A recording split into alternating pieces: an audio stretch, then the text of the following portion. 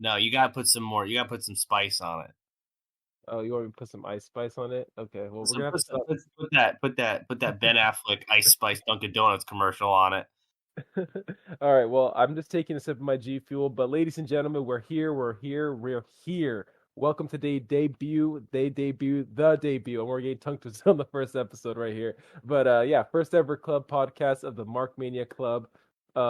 This is the spot. I'm your host, Munch, or one of your hosts anyway. We got Thomas over here in the chat. Say what's up, boy. What's up, guys? You can find me on Twitter at TDog912.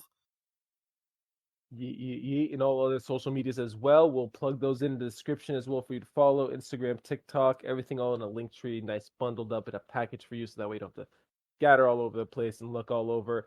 But real quick here, like I said, you can find us on the social medias, but just an icebreaker so you get to know us just a little bit better. Top three matches. Thomas, start us off. Hold up. How you doing today, Munch? I'm very tired. I'm drinking an Very energy drink tired? right now. Dude, it's now almost 9:30 at night where I am over here. 6:26 in the Pacific Northwest. It's very early right now, 6:26, and I mean, it's fairly dark, but I think it's 3 days until daylight savings, like the one where the sun's out longer, So that's Yeah, gonna no, it's I'm not looking forward to it because it's the one where we lose the hour, and I'm not looking to lose an extra hour on my weekend. it's more daylight though. Yeah, but I don't like sacrificing sleep for it. I The one in mean, November hits different because then you get like an extra 8 to 9 hours of sleep. oh, but then it's just super dark at like 3:30 at 4 o'clock, and it's just not even pleasant anymore to be outside. Yeah. Jeez, Anyway, unbelievable. so yeah, we got some icebreakers here. What we're gonna do is we're gonna go over our favorite three matches, just so you guys can get a sense of what we're about and our perspectives on this sports entertainment business. I didn't know this was a PowerPoint presentation. Get straight to it. Let me just plug like 5 different animations before we get to the next slide. We'll cut this out, but you take over. Okay. I mean, in all honesty, though, like favorite matches of all time. I don't even know what to say. I mean, I gotta go with a personal favorite. It's definitely gonna include Batista. Give me your least to like your third to first. Oof, I mean, I got mine. I'd So say I hear I got this. We're gonna go Batista versus Triple H WrestleMania 21. It's when he first won the World Championship. It's third. mhm. Second, I'm gonna go. Oh my God, you have to come back to me. I'm sorry. All right, I'll give you my third. My third is this is probably going to be on that list for you.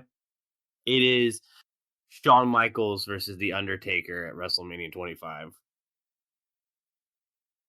It's a great match, but it's not really in my top three. Okay, Meltzer. I have. Oh, really roasting me there. Okay, let's take a step back. I mean,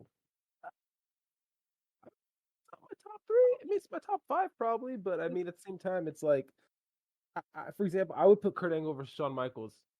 That is a good one. That's a good one. I just think, I mean, honestly, I think, and this is my our first of many wrestling hot takes here. I think 26 is technically better than 25. The Shawn Michaels match. Yeah, the one where he actually gets retired. I think that's a better match, but I personally just love 25 more because it seems more fantastical. Well, 26 was just more. I feel like everyone just like. I mean, yeah, 25 was more like there wasn't stakes. You know what I mean? Like he had his career on the line 26, so you knew that was Yeah. gonna be. I feel like it was gonna be more better in the sense that he was gonna pull out all the stops and more flashy moves, kickouts. Mr. WrestleMania times 100. You know what I mean? Yeah. Like No, his I get career's it. on the line. But no, I mean, to put those perspective, you have to compare 25 and 26. I'd say they're kind of level. The 26 maybe just being a little better. Just obviously, like I said, it's just more flashy and in a good way, though. You know what I mean? Not like they just did the spots just to do it. Like each spot kind of had like a purpose. Like doing what you have to do to win, beat the streak, essentially at the time. Fair enough. Fair enough. But if I had to pick overall match, though, and really, I can't pinpoint it just because I can't. This is, you know what I mean? There's so many matches that I feel like if I say this one's my favorite, then I'm disregarding any other match that I might think is my favorite. Um, I will give a spoiler. I will give a spoiler here. My third pick is the only like conventional answer. My next two are completely like off the rail oh, they're answers. off the grid answers. Off, Okay, okay. off like one of the no, I think after I explain why you'll understand why, but I it's gonna come as a shock to you when I tell you the first two. No, I mean, when I okay, like I said, so Batista, Triple H, WrestleMania 21, number 3, Shawn Michaels, Kurt Angle, number 2. If I had to say my number 1 pick at this point, I'm gonna just lay it down on the line, and then just as a personal favorite who's rewatched it multiple times and for some reason liked it, Stone Cold versus The Rock, WrestleMania 17, All right, that's a good pick. Those are good picks. just because of the back and forth intensity of the arena, the atmosphere, everything that was going on. Low key up until the finish, I didn't really like it, as I'm assuming most people. But I mean, here's the thing. I'm gonna say, okay, I didn't mind a heel Oh, turn. It was just executed not. I don't know. Don't want to get too into it, but actually, I'm going to change my answer. My third favorite match is not that match. My third favorite match is the Survivor Series 2002 Elimination Chamber match. oh, that one's just HBK's last title run or last title win anyway. I should say Last world title title. win. I'm an HBK mark. I love me some Shawn Michaels, but um, I think I've rewatched that one more. Like that's like the one Attitude Era match I think I've watched the most. I wouldn't even. Is that still considered Attitude Era? Or is that Ruthless Aggression? You know, it's a whole different topic, but people say the Yeah. Ruthless Aggression era, or not Ruthless Aggression era, the Attitude era ended in 2004, but it ended, I think, in '01. You know, at WrestleMania 17 at that moment where I was, Yeah. you know, All right.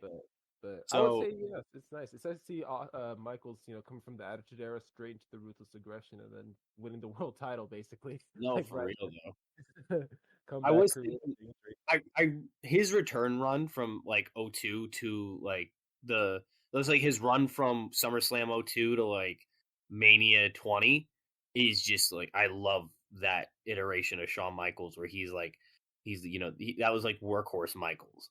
That was the one with the tights, the one without the chaps. It was before he went to the Chaps. I think he went to the Chaps in '05. But yeah, Yeah. um yeah, it was just like his feud with Triple H was I loved his feud with Triple H. His SummerSlam the Extreme Rules match I liked a lot where he came out with the jeans and Oh, that one, yeah, and then he was with the roll up win. the roll up win, like the pedigree roll up win. I don't think I've ever seen anybody else win like that before. I think since, but all right, so yeah, Elimination Chamber '02 at Survivor Series. Number 2, Interesting. Roman Reigns versus AJ Styles 2016 Extreme Rules. Is that the one where Styles went like crazy with the chairs, was beating Yeah, up the one Usos? where he went crazy with it was the one where he went crazy with the chair. I think Styles also like those two matches. I think if you look at back at it in retrospect, like that feud with Styles saved Roman's title reign at the time. True. We had someone like Styles, a veteran in the industry at the time, really, you know, Yeah, come in and kind of make their golden boy look great, actually. yeah. No, I mean, also like it proved that like Roman can wrestle if he's not thrown against corporately built superstars and people who have more diverse athletic ability, I think, like, AJ, Seth. But I love that match. That match is a lot of fun to watch. Just him like the back body drop from one announce table to the other is sick. Also like the forearm into the spear is also like I love that spot every time Roman does it. I'm really upset that Roman doesn't do it as much anymore. No, that spot's one of those very risky and rare spots. You know, they say it for the right time. I haven't seen those in a while though. I at least at AJ anyway. And then number 1. Now, this is like my completely like off the rail answer. This is my inner wrestling observer Mark newsletter shill coming out. Kenny Omega versus Tetsuya Naito, G1 Climax 2016 semifinals. I think I linked that match to you once. I think I sent you like the highlights of it because I saw it on a TikTok. That is without a doubt, I think, my favorite match of all time. And I still will never respect Kenny Omega. Yeah. I just didn't want to go into it. I have so much I can say there. Well, But we'll yeah, argue about this at a later date. I could have said, this may, some would say he's not elite anymore, which we'll get into that later, though. the elite, the elite. No, no, yeah. In terms of that, though, I mean, very selective. I mean, Kenny Omega's not bad. I mean, I'm sure he's ranked number one of best matches of all time on many people's lists. He's very diverse and all over the place. Like I said, my list is strictly WWE. Hence the list of that. I'm a WWE mark more so anything else. So yeah, I'm Well, that's definitely why gonna we have got that us. bias there. WrestleMania season, real quick. Are you excited? I'm pretty hyped. I'm not so far. I'm not as excited about it as I was last year. This time, I think there was more.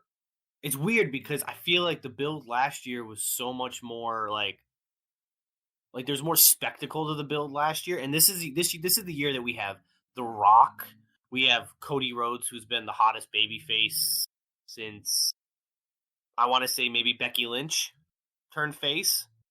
Yeah. I think that's a fair statement. Like Cody Rhodes is at the top of his game right now. I think I like it's so I've been a Cody Rhodes fan. Cody Rhodes is the wrestler that got me into pro wrestling because I used to watch Arrow, and then he had that tag match at SummerSlam with Stephen Amell, and then that's how I found him, and I started watching wrestling and stuff, and so I always had an appreciation for Cody Rhodes and everything he's done.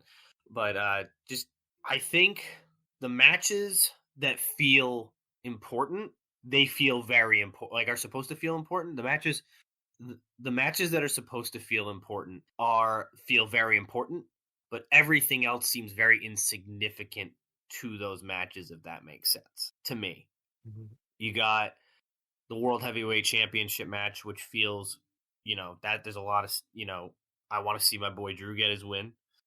I want to see what happens with Roman and Cody. I If want to he see what. doesn't, if he doesn't get that win, if Drew does not get that win, it's these months of storytelling are gonna.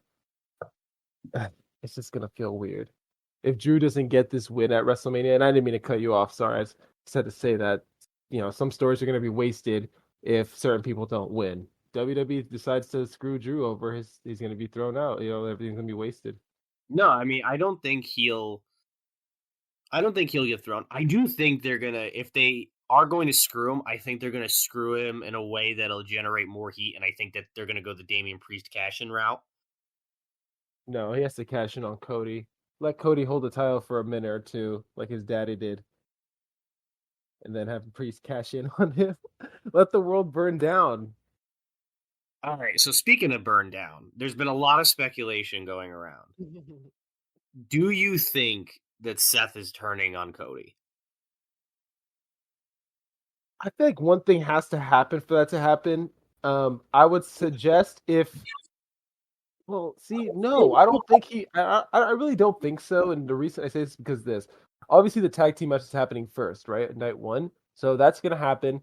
I can't see Rollins getting upset at Cody for anything in that match because say we get to night two and it's Seth versus Drew and the bloodline does something to cost Seth the match. Maybe if Cody doesn't show up, say, hey, where was Cody to help out Seth? That kind of thing.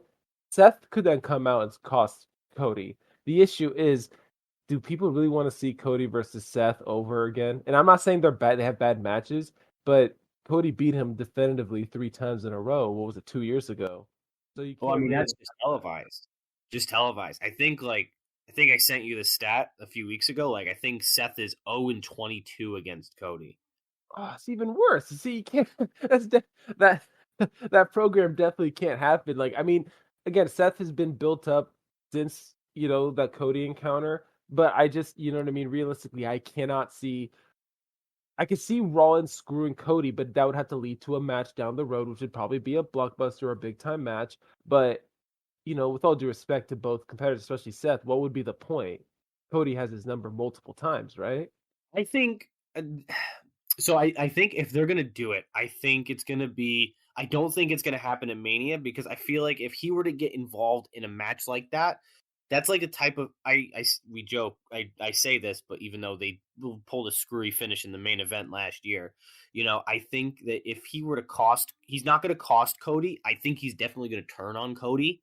I think maybe like Raw after WrestleMania, like we don't see like he turns on Cody and then we don't maybe see Seth for a while. He disappears, and whether it's like a gimmick change or something, I feel like maybe he comes back to challenge him at a later date, or maybe Seth gets written off of TV on Raw being attacked by the Bloodline, and then he comes back and attacks Cody. I don't know.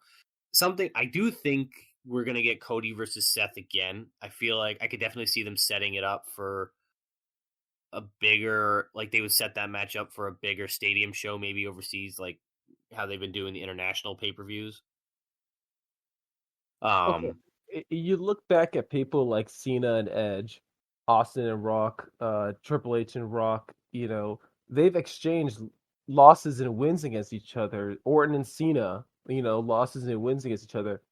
Rollins and Cody haven't exchanged wins and losses. It was just Cody dishing out L's to Rollins. So it's just going in. I guess a story could be that Seth needs to get his first win over Cody. You know what I mean? Out of desperation type thing. A different, maybe not for the title, but even for the title, whatever it is.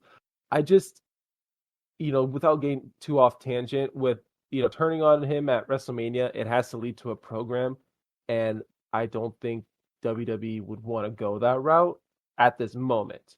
Could it happen maybe later this year, like late, like winter 2024? Sure, maybe even next year. I'm okay with that. I just think that Seth isn't in Cody's league. That makes sense. no, that makes sense. I agree with you in that, like, I thought I put you in a pause for a second. He's like, no, nodding no, his no, head. no, no, no.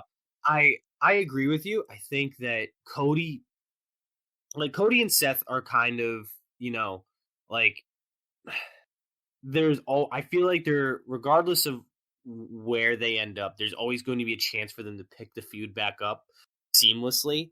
And like they've proven on multiple different occasions, even before Cody left and Seth they broke up from the Shield, even when they were doing the Brotherhood versus the Shield, like what was it, like 12 years ago, Oh my like they gosh, were yeah, that 13, like 11, 12 years ago, like they've had incredible chemistry for over 10 years. I don't think that I think if they were to pick the feud back up promo wise, in ring wise, like it would deliver.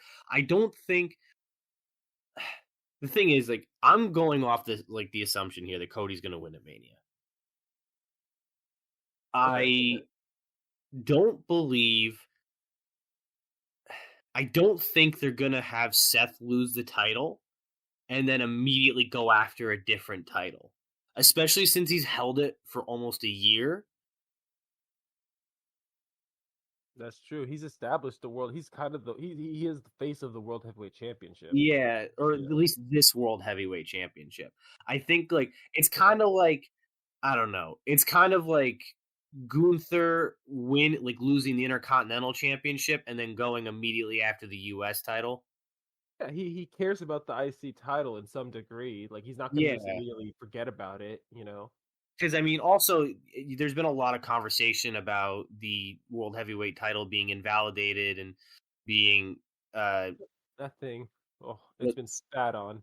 being basically how the title's been buried. And I don't think you're helping that if you have the guy who held it for a year just give up on trying to give it back to go after a belt that he views as more precious, you know? It's literally, yeah. If what you just said, you hit on the nail right there. If Rollins decides to immediately, he drops the World Heavyweight Championship and goes for the, title, Cody wins. What is it? The undisputed Universal WWE Galaxy Championship, whatever you want to say.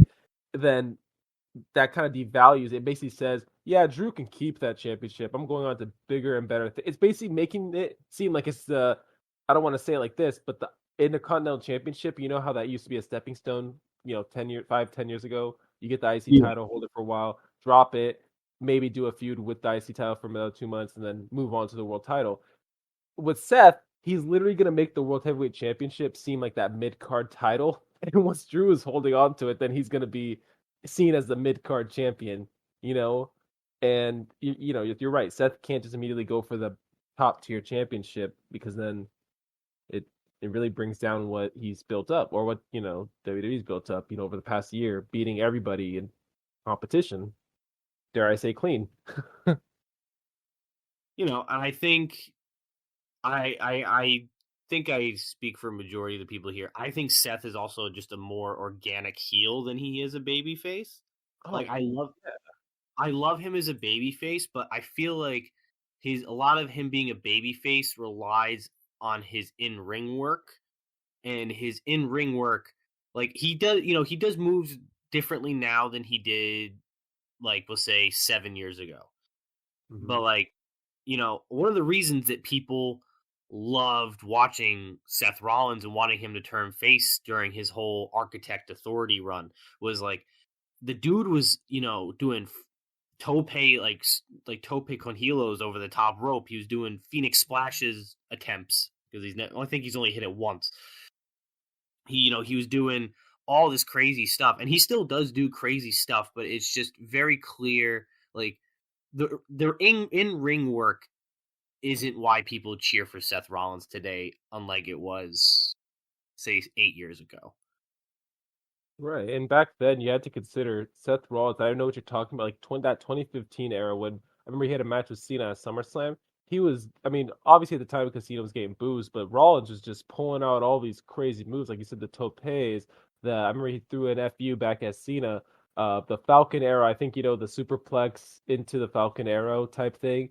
And he'll still really get those many opportunities, you know what I mean? To really showcase like what they're really capable of doing. Like Sami Zayn, for instance, in the past 2 years, he's been, beforehand when he was running a heel before the Bloodline, then as the Bloodline member progressed, and near the end of the Bloodline saga, whatever you want to say, we started seeing Sammy pull out all these face moves that we haven't seen in years. You know what I Yeah. mean? And I think that it's important because you don't want the cheer for the heel. You can't really.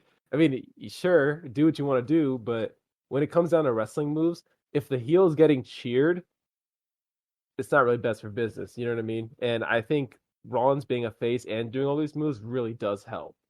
Is that really touch it a little Yeah. bit? Now, this also, I also want to add a disclaimer. This is not me knocking on Seth Rollins. I love Seth Oh, Rollins. Seth absolutely Rollins not. Yeah. is No. in my top three favorite wrestlers going right now. I love Seth Rollins. I just think that, like, the reason why people cheered for him initially in the beginning when he was, the slimy Architect Authority heel was because of what he could do in the ring. Now people cheer for him because of who he is. And And I he was think that's cocky. a very good I think that's a very good evolution to have as a professional wrestler, for people to cheer who you are rather than just one aspect of what you can do or Exactly. what you do. He was cocky and he backed it up basically. It was interesting as a heel, he backed it up, whatever he did in the ring, and it was just so hard to boo him because the man could actually pull off all this crazy stuff that Yeah. even your favorite wrestler couldn't really pull off.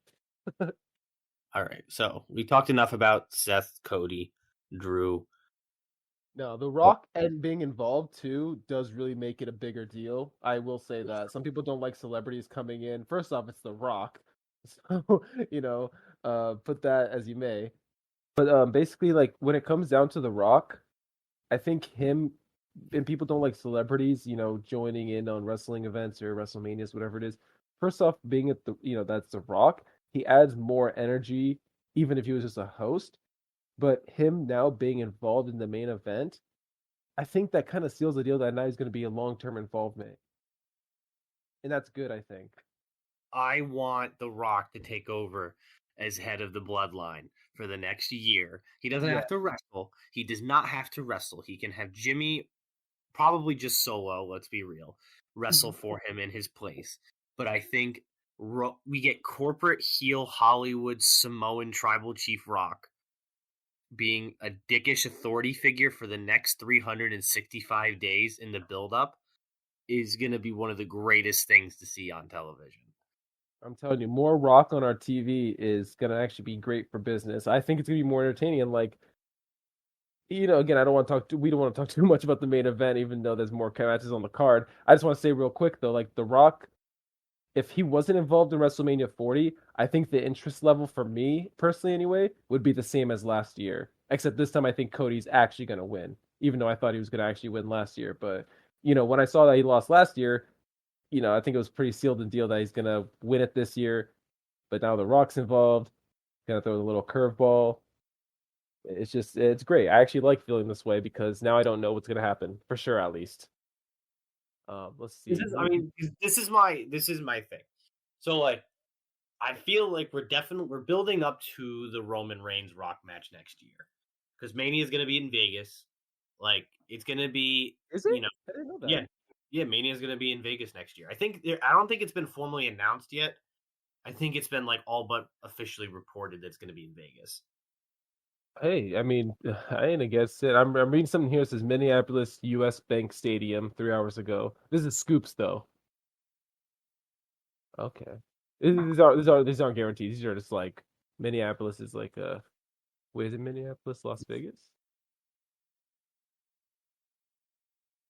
Oh, okay. There's this rumors of Minnesota and Las Vegas. Either or though. Sorry, I didn't mean to cut you off Yeah, there.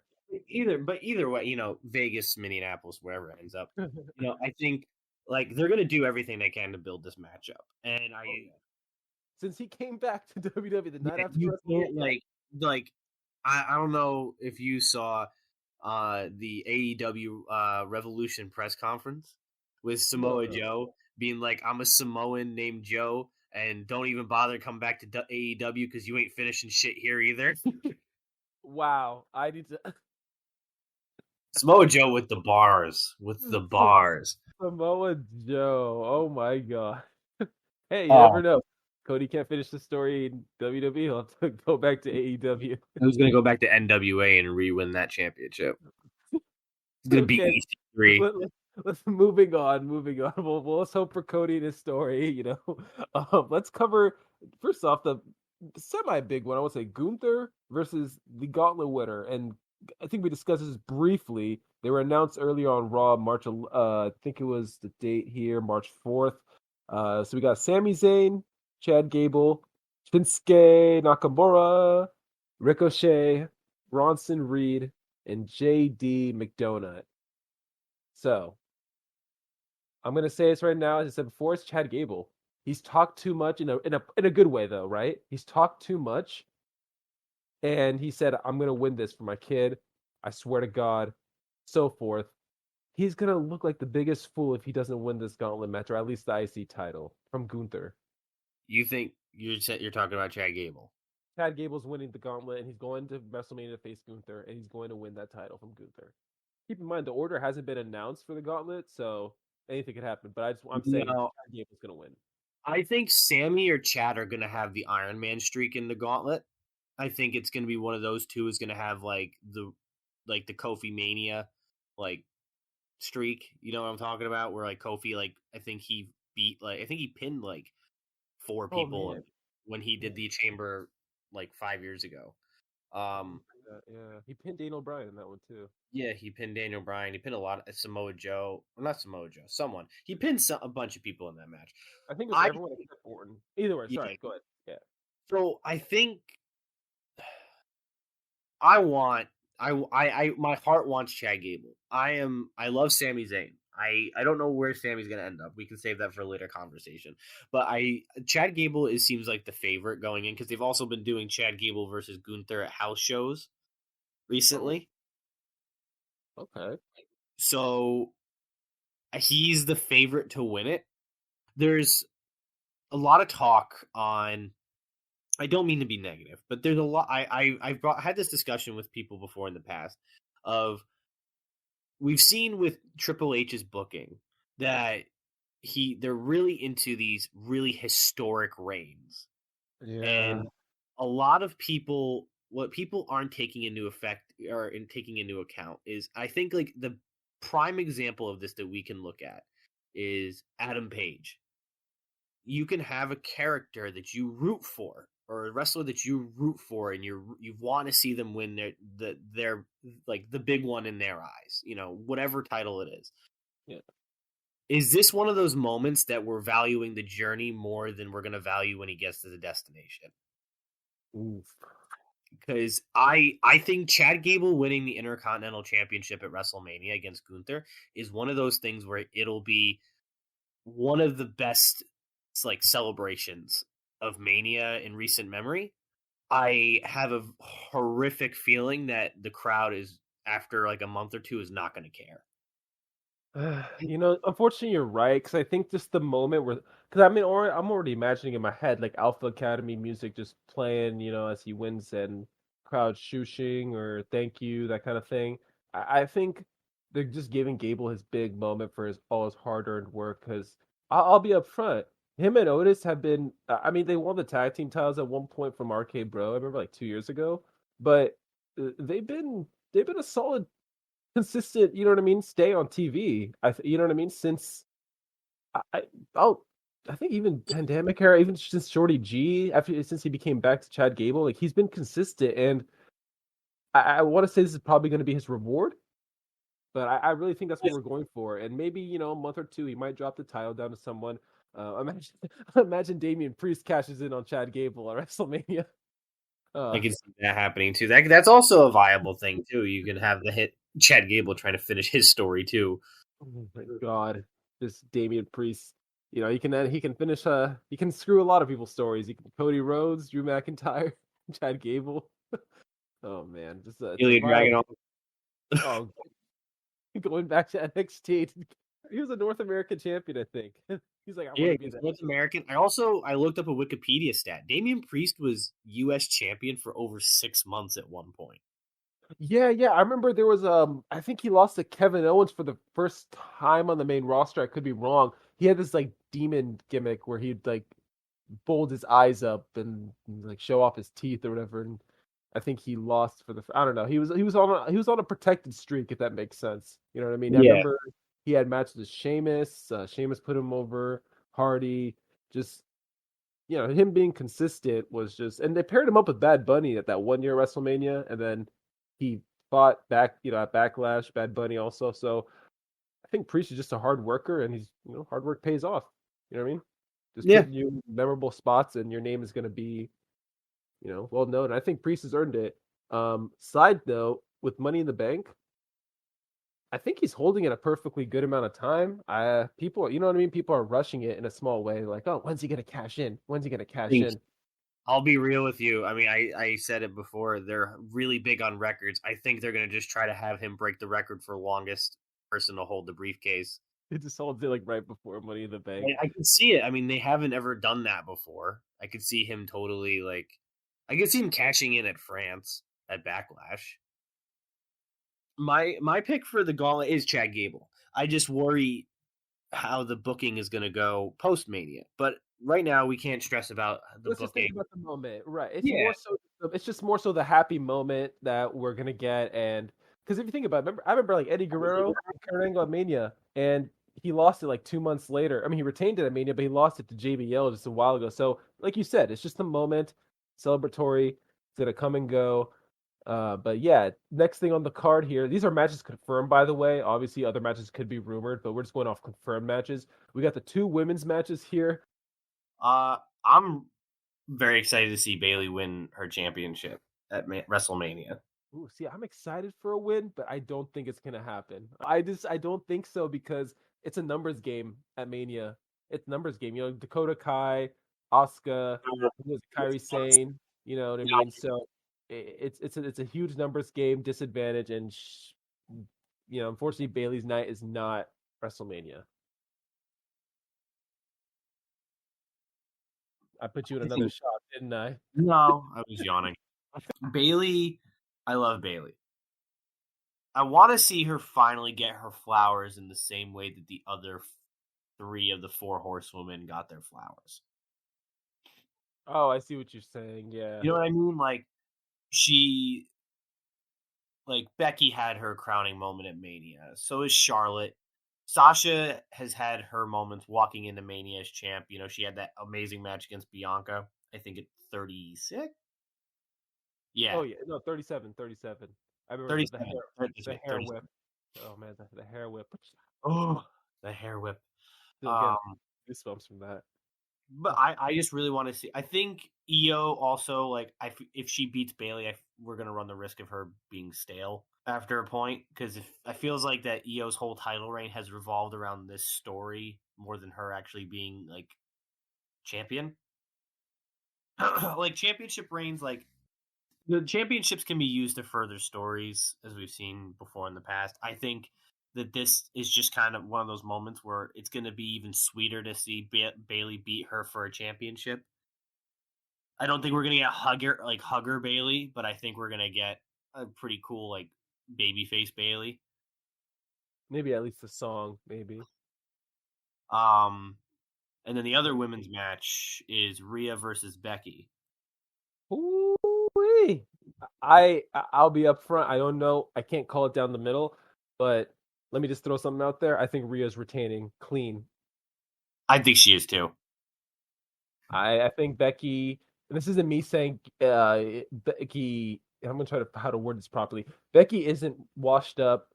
She's not. She's still a main eventer. She still is a WrestleMania main eventer. You know what I mean? She's still a pay-per-view main eventer, a draw, top tier of the women division, all that good stuff. But I think this is still Rhea's time, and I don't mean like the next 6 months to a year. I think this is Rhea's like time period. You know what I mean? Like this is Rhea's time to dominate the women's division on the top. Io's doing a great job. The other women are doing a great job. But Rhea is mommy. I was gonna say him. Oh, Rhea is mommy. I'll be real. I'm going to offer a hot take. I think that they're going to have match of the weekend. Ooh, okay. I We'll pay attention to that. I'll be interested on hearing that. Let's see how that goes. Yeah, that's I you know, there's another potential match I think that's gonna happen. Um that they're all but setting up. I think could beat it, which is also another women's match. Um but I'm very excited because I think it'll legitimize because the thing with Rhea's reign is that Rhea really hasn't had any besides maybe Nia Jax. She hasn't had any real I don't want to say credible because they are credible, but she hasn't had any real like Top tier contenders. no one has stood out as a threat to her reign that she's faced. You know, she faced Zelina, which that was a great match. Zoe Stark. Yeah. I think she faced Raquel. Natalia, she faced Natalia twice. Yeah. She had the fatal 5-way at Crown Jewel last year. And then she faced Nia recently, which Nia I feel like has felt like the biggest threat to her. She's like this generation's female Big Show, I think, in a way where she can still lose, but she's super protected and like can take big bumps and still kind of get up easily, that kind of thing. In terms of like her character, Yeah, no, I which I think can. also like we got it. I want to give her some credit. People dog on her a lot. Nia Oh really kind yeah. of has improved a lot over the last year that she's been back. Honestly, everyone acts like, oh, honestly, just go in a wrestling ring and try it out for yourself. See if you Yeah, can do really. what I can do. It's really And even I know, even I'll be judgmental, but then I have to come back and say, wait a minute, I can't do any of the things they're doing. So, my bad. I apologize. Thank you for entertaining us. there was an example of this recently that I saw where this past week on NXT they did I think Roadblock was the show they did at NXT this week. Yeah. Yeah, where Dijak did a moonsault off the steel cage, and everybody was like, "Oh, it's not that big of a deal," like it's not that crazy that he did that. And I'm like, you try taking a 10-foot moonsault off a metal cage onto a piece of wood. They don't really put in the effort to appreciate what's going on. And, yes, you could say that most of it's staged or they know it's coming, that kind of thing. Yeah, they know the move is coming, but they can't brace for how it's going to hurt. They don't know what's going to happen to their well-being or body right at impact sometimes. It's not 100%. So, yeah, no, I think that whole thing with kind of people underappreciating stuff sometimes does go under the radar and should be noticed. But wrestling fans gonna be wrestling fans, right? This is Mark Mania Club after all. Oh, let me ask you, what is one match that you want to see at WrestleMania weekend that hasn't been announced already? I was gonna say, has it been announced? I mean, based on everything that's going on, and I mean, like I said, I don't want to say it like, oh, I've read dirt sheets or whatever. I'm gonna have to go with, and I'm pretty sure it's a match that's gonna happen: Logan Paul versus KO versus Orton. I prefer Orton and Logan 1-on-1, but I feel like KO being in the mix too much. A match with Waller or Theory actually, but I mean, regardless, I think Orton and Logan in some capacity together is really gonna be awesome. I think that's gonna be really just two different generations, literally, and two different styles of wrestling, old school versus new school. The promos they can cut against each other on the way to Mania, and just the match in general, I think would be I don't want to say all time classic, but at least a classic for the past like 5-10 years. You know what I mean? No, I think the triple it has. I don't think it'll be as good as the IC triple threat last year, but it's definitely going to be a good match because you got three very dynamic, very different styles, but also they will mesh really well together. Yeah, because you got KO, the ruthless, like, I mean, you want to say the veteran wrestler because he's been on the indies and all that. And then you have Logan Paul, who I don't say Hollywood, but he's more so just a viral celebrity who can do tricks and flashy moves for the stunts and the highlight reels. And then you got Orton, technical, as JBL would say, if you were to build a wrestling company, you would start from the ground up. You would build it around a person like Randy Orton, that kind of wrestler. So you know what I mean? When you have that all around technicality, a brawler and a highlight reel, a human highlight reel, you're bound for some greatness in a match, especially with a title on the line too. What about you? This is I. It's gonna be. This is my pick. I was foreshadowing a little bit earlier when we were talking about Becky versus Rhea. My match that I'm excited for, that I think is gonna happen, is gonna be Bianca versus Tiffany. I think I feel like I don't know why Tiffany's come off as a not a jobber, but like a mid card. I know she has accomplishments and her credibility. I'm just saying I think it's just her gimmick. I don't know. It's just something I can't take her seriously. That's where we differ. I think that she is. I with proper build, I think she is going to run the women's division over the next 10 years. Once Rhea, not Rhea's gone, but Rhea is, I think a key figure in the handling of transitioning from the women's revolution to this generation of female wrestling. I think that she's a key figure in that. I think Tiffany is going to be one of those figures as well. Like Rhea, Bianca, and I can't really think of any off the top. All right, yeah, Rhea, Bianca, Io are like three of the best or the key wrestlers on the women's division. Let me restart this because I'm very jumbled.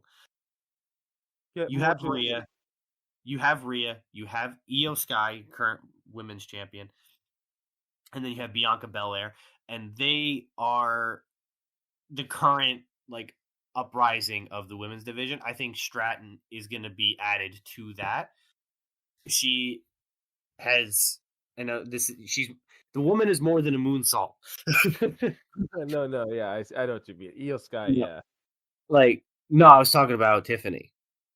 Oh, okay. Sorry, I was sorry. When you said Io Bianca, then I kind of got lost track with the moonsault part. No, No, I mean I think Tiffany's a flashy wrestler. I mean, like I said, I have yet to see more matches with her in terms of like wrestling ability, I guess. And this isn't me shitting on her or anything. no, I think she'll be a real. I think she's gonna end up taking she'll be in that Charlotte Flair spot. I don't think as heavily pushed as Charlotte, but I think she's going to be in that top spot soon. And she has the charisma and the athletic ability to carry the women's division. This is like a whole tangent. There's been a lot of tangents. I also think that her and Bianca would be crazy because you'll have the crazy athletic, like technician cruiserweight. I don't want to say cruiserweight, but like you'll have the crazy technical springboard aerialist versus the powerhouse. No, Bianca's definitely gonna catch her in one of those Oh moves. yeah, One. Bianca will catch her like mid moonsault and then drop her in an EST. Like that is gonna happen, but may break her back in the midst of doing it. But Oh, and that's how she wins. Pinfall over a broken back of Bianca as she catches her.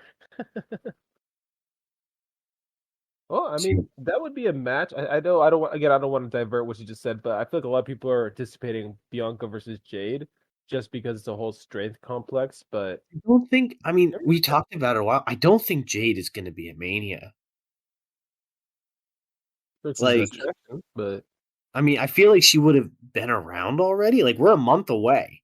Like, that's true. But matches have been built in less than 2 weeks. true, but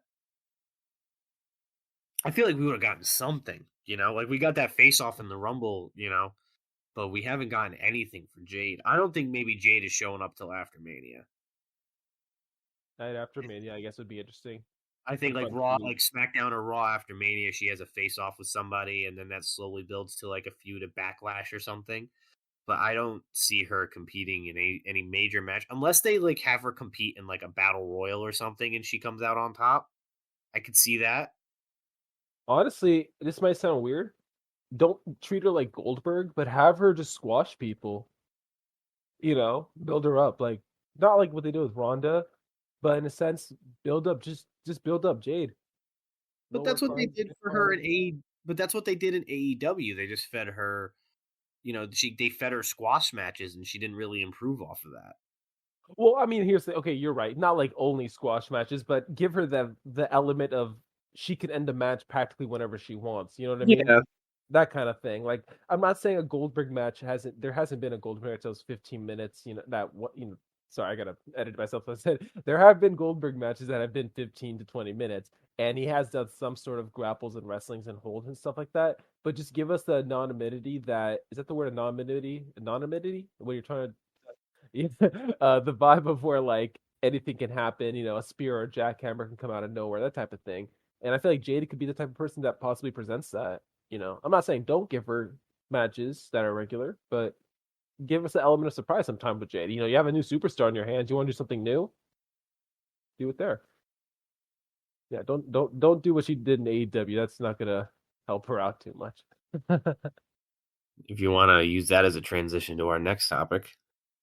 But it's um real quick though, major topic somewhat trending for AEW. Okada's sighting. Gotta get the exact value here because I want to see the amount real quick because it is saying it is for I think it was about 4.5 mil a year. Let me see. It's probably a good chunk of that's probably for all of that prop money that Right. they throw away. Okay, so I have it right here. Fightful Select, 411 Mania, and Tokyo Sports. Okada signed a 3-year contract with AEW, said to be valued 2 billion yen, roughly $13.519 million in American. That would come out to about 4.5 million a year. I Jeez. I'm questioning this because I'm not saying Okada isn't a big name, and you know me, I don't watch New Japan Pro or even AEW on a heavy status when it comes to Okada. I don't tune in just for Okada, but is he worth this? I mean, Tony So Khan can afford it. Let's put that out there. Tony Khan can afford it. He's not a public company on stocks or anything. He can afford it, but yeah, what? Help me out here. now I think so. They're going. So also, what were recently like Will Ospreay also just started his contract with AEW. I mean, I know Right. he was like signed at Full Gear, but he's he just started having matches for them this past weekend at Revolution. I think they're going a very interesting route with those two because they brought in two New Japan guys who have key history with both each other and also a lot of the major players on the AEW roster like Kenny, Hangman, Adam Cole, Jay White, like John Moxley. Those two guys have a lot of history with the AEW roster. I think having Will Ospreay be the guy that focuses on having classic matches or like not classic matches. Having Will Ospreay come in and be the guy who has the eye-catching TV matches every week with all these random people, I think is a very good tactic to get people to tune in because it's, the man is, whether you like it or not, the man is one of the best in-ring workers in the world currently. I'm just Uh, amazed with Will Ospreay. I mean, I'm sorry, I didn't mean to cut you off there. I didn't know Will Ospreay was at the level of getting signed for a lot of money. I think because they were doing the bidding war.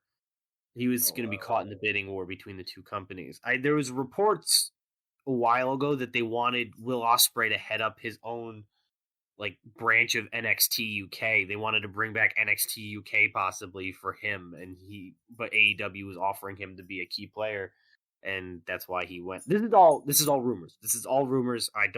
Nothing was confirmed. I don't know. I don't have inside scoops. I'm just going off of what I was reading. But also, I know that Tony Khan signed him as a way to try to get a win over WWE. Oh, I can definitely see that. Yeah, Osprey in some sense I don't think was signing with WWE in the first place, but I do think it's kind of. I mean, I'm reading it right here. His AEW contract allegedly, according to Osprey, right? He's saying 3+ years and it's confirmed to be 7 figures per year. Again, I guess I'm not watching enough Osprey to get the draw because I don't understand Okada. I mean, I don't understand Osprey. Like, are they ratings draws? Like, will they bring viewers for AEW, or do you I not think think AEW values that as much? I don't think. I mean, I feel like we'll we're in a this can be a pretty key topic in a later episode, um, which we'll cut out, No, we're not. uh, which is ratings. But Okada is a. I don't want to say like he's not a spectacle in the way that Brock Lesnar or Goldberg is, but he is one of those wrestlers where you can like he has yet to have a bad match. And I mean and by bad match, like he has yet to have like an okay match. The thing with Okada is not necessarily that he himself, like his in-ring moveset and his interaction with the crowd is better than everybody else's. It's what he can deliver with his opponents. That's true. I mean, no, yeah, the opponents matter. You got to make sure Okada's in the right program. Yeah, you know, and I think them going the route of him joining the elite, not the golden elite or the rainmaking elite or whatever, like the elite, and having him join the EVP Bucks. They're gonna definitely go the route of him not wrestling a lot of matches. Probably, he's gonna get pushed to the main event scene like the EVP Bucks are doing right now. Protect him, right? But they'll protect him and make him only fight on special occasions. Whereas you got Will Ospreay, who's doing the weekly matches, but his athletic ability is enough to carry his momentum, and he doesn't need the big fight feel that Okada is going to have. That makes sense. No, yeah, yeah, I see what you're saying in the sense like you have two big time stars, one working some big matches, one working a little more frequently. I think you're kind of hitting it right on the head with the EVP part too. Okada, do you think Okada's going to replace Kenny? You think Kenny's going to come back? Well, so I did you have you watched Dynamite? No, I actually have not tuned into So Dynamite on March 6th. they so the Bucks have kicked Hangman Page and Kenny Omega out of the Elite. Oh, okay Yeah, then. So I guess I have not watched Dynamite. yeah, so they formally kicked Hangman out. I don't remember the exact circumstances as to why, but they kicked Kenny out basically for not being there because Kenny's been out injured and he's been doing stuff with I think Street Fighter or Final Fantasy. I'm really bad on my video game stuff right now, but he's been doing video game press tours and stuff. So he hasn't really been foreshadowing any teases to come back to the ring. I think that this is going to be their way of probably setting up Omega Okada at Wembley. Oh, that's going to be a big time match. That's going to be a big time match. And I think that this way, you also have heel Young Bucks be the mouthpiece for Okada if he needs it. I kind of like that though. A heel Okada kind of coming in could kind of help, but he's gonna get just cheered unbelievably. Not if he's surrounded by the Bucks. Well, I But mean, once I let's hear the coin drop though, once you hear that, it's like, oh yeah. The other thing I want to touch upon is Sting's last match this past weekend. Sting, thank you for everything that you've done for us. Darby, go get help. why was that Sting? I understand you have your career, it's your choice. I don't want to be rude, but why that match? So many I other thought it wrestlers. was good for what I think that Sting definitely had a lot of creative liberty. I feel like I wouldn't be surprised if he had 100% creative control over the match, minus the ladder spot. Um, but I thought it was the most tasteful send off a wrestler, somebody of his age and his reputation, could have had at this point in his career. Oh, definitely. He's what, 65? Yeah, I think 64? he's 64. I think 64 is how old he is. Hey, just before retirement age. No, I'm saying, I Oh, mean, the dude, I think they said he's had 35. He's wrestled, and I think he's I was reading a statistic today. He main evented pay per views over 5 different decades. yep, that is so true. I don't know about the 70s, but I know the 80s, Yeah. 90s, you That's know. wild. 5 different decades. I I'm glad he got to finish out on his terms. It's interesting though. You look back on Sting, you're like, wow, this man really was through different promotions, the NWA, WCW, TNA, WWE, left WWE, that AEW. It's a whole crazy dynamic. You talk about people like, there's the say like there's a saying where you got like you have to like carve your own path. Like I feel like Sting is definitely the epitome of that. Where he's literally like very few wrestlers truly like can say that they've done literally everything.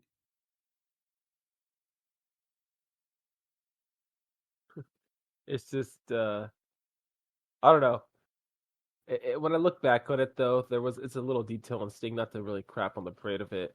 Tony Khan saying that Sting had I think it was the greatest comeback in sports history or the greatest career in hit wrestling history. Uh, if he said one of, I would have been okay with it, but him saying the greatest kind of bothered me. Does that make you know what I mean? I think he was speaking partially in kayfabe terms. Fair enough, because I was gonna There are say, I mean, definitely other people. I think arguably you know, first thing that comes to mind, you have two things that come to mind when you think of the greatest comeback, is like Daniel Bryan and Edge, I feel like are way before that. Or way above. Are those two are way above it. But Sting, I'm very like his old man Logan run, I really appreciated because, you know, with his match with Seth at Night of Champions ending on an injury and that possibly being the last match that he was ever going to have and going out basically losing a championship match on an expedited roll up, like that would have sucked. But for him to Oh have a yeah. whole run and to retire as a champion with his protege, and his like sons in the ring dressed as, how he was over the last, 30 years. I thought that was No, great. yeah, no, again, this is all about Sting. It wasn't about anyone else who gives a crap about what we think at the end of the day. It's more so what Sting wanted, and he got what he wanted. He got his finish. He got how his show was just how he wanted to be. And I think that's something that not many wrestlers can really say. They close down their terms, that kind of thing. And, when it comes down to Sting, I'm happy for him. It's great. So if we got nothing else left, why don't we hit it with the close? Munch, you want to ring off those socials? Yep, yep, yep. Real quick here. Like I said, we do have our socials in the description. But if you want to follow us on Twitter, it'll be at Markmania Club, as well as that on YouTube at the MMC Podcast, and on Instagram as well as at Markmania Club, and on TikTok and SoundCloud as well. Again, everything will be down in the description. Don't have anything else much to add. You got anything? Thanks for tuning in. We appreciate you guys taking the time to listen to us. Yep. And Episodes will be weekly. Or well, don't guarantee that. I mean, what happens if there's one day where we don't record?